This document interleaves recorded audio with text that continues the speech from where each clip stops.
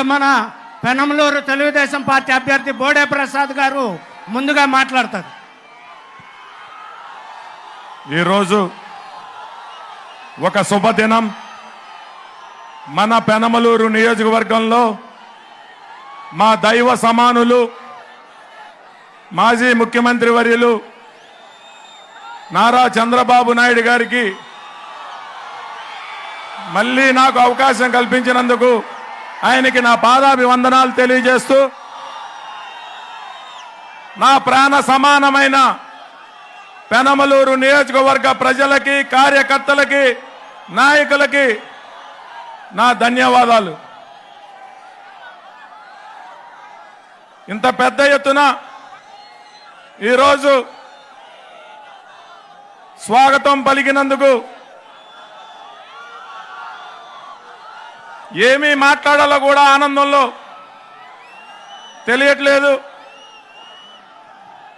2014 నుంచి 19 దాకా నాకు ఎమ్మెల్యేగా అవకాశం కల్పించినందుకు, రాష్ట్ర విభజన జరిగిన సమయంలో ఈ గ్రామాల్లో పర్యటనలు చేసినప్పుడు ఈ గ్రామాలు అభివృద్ధి చేయగలమా అని భయమే వేసేది.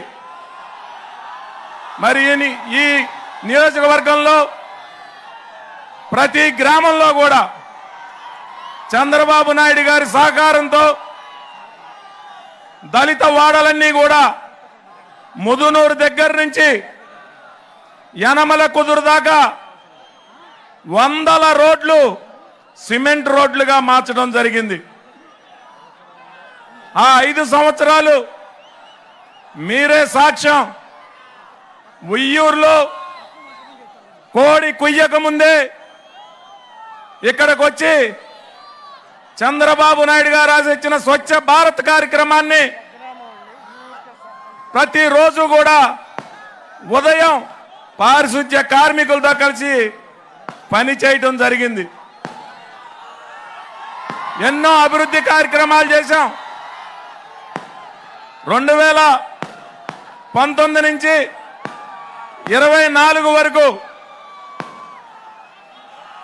ఈ నియోజకవర్గంలో గతంలో జరిగిన అభివృద్ధి కార్యక్రమాలు ఏదైతే ఉన్నాయో అన్నీ కూడా అక్కడే ఆగిపోవటం జరిగింది. యనమల కుదురు నుంచి ముదునూరు దాకా మన శాసనసభ్యులు పార్థసారథి గారు వైసీపీకి రాజీనామా చేస్తూ ఈ నియోజకవర్గంలో ఏం అభివృద్ధి చేయలేకపోయాను అని చెప్పి ఆయన రాజీనామా చేసి తెలుగుదేశం పార్టీకి మద్దతు పలకటం జరిగింది.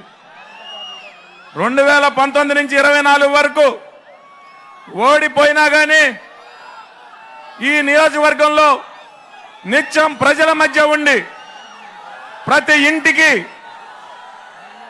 ప్రతి గుండెకి, ప్రతి తలుపు తట్టి ప్రజల ఇబ్బందులు తెలుసుకొని ప్రజల అవసరాలన్నీ కూడా సేవ చేయటం జరిగింది.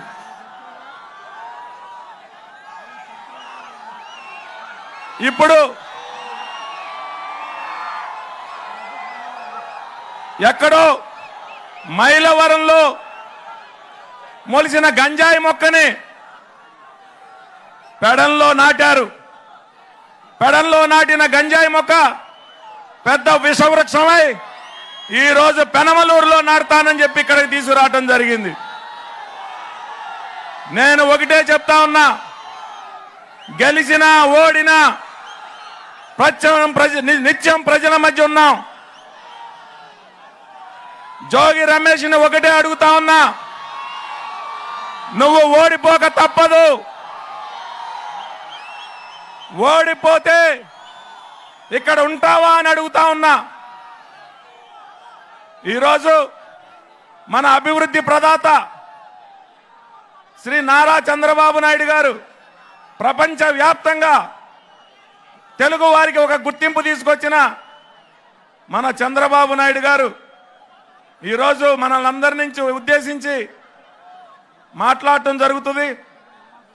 పెనమలూరు నియోజకవర్గం అంటేనే ఒక రికార్డు.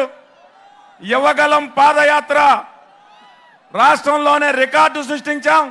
తెల్లవారుజామున 4 గంటల వరకు ఇక్కడ ఏ విధంగా అయితే రోడ్ల మీద ఉన్నారో అదే విధంగా లోకేష్ బాబు గారికి అఖండ స్వాగతం పలికాం.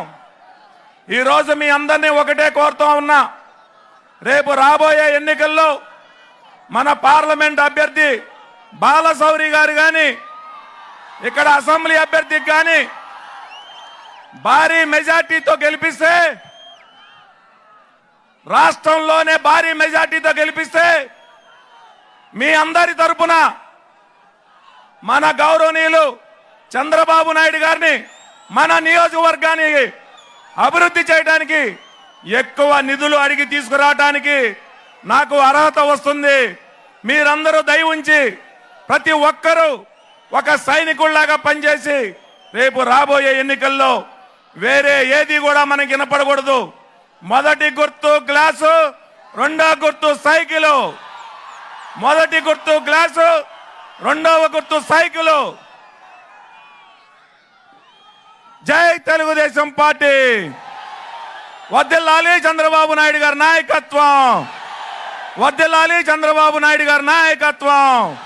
వర్ధిల్లాలి లోకేష్ బాబు గారి నాయకత్వం. వర్ధిల్లాలి పవన్ కళ్యాణ్ గారి నాయకత్వం. వర్ధిల్లాలి మిత్రపక్షాల ఐక్యత.